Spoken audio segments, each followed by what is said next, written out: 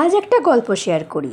ছোটোবেলায় যখন বাড়িতে কোনো বিয়েবাড়ির ইনভিটেশন কার্ড আসতো, তো সেই কার্ডটা কে নেবে এটা নিয়ে বাড়িতে আমার আর আমার বোনের মধ্যে ঝামেলা লেগে যেত।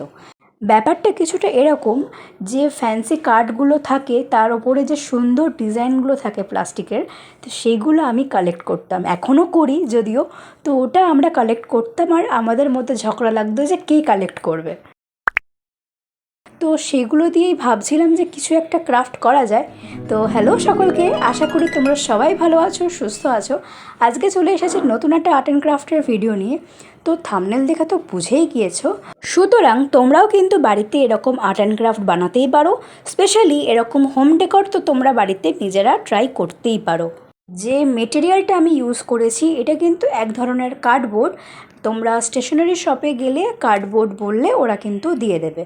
যে প্রসেসে আমি এখানে কার্ডবোর্ডগুলোকে কেটেছি তোমরা সেম প্রসেসে করতে পারো। এর সাথে আমি ক্লে ইউজ করে হোয়াইট লোটাসও বানিয়ে নিয়েছিলাম, যেটা আর দেখানো হয়নি।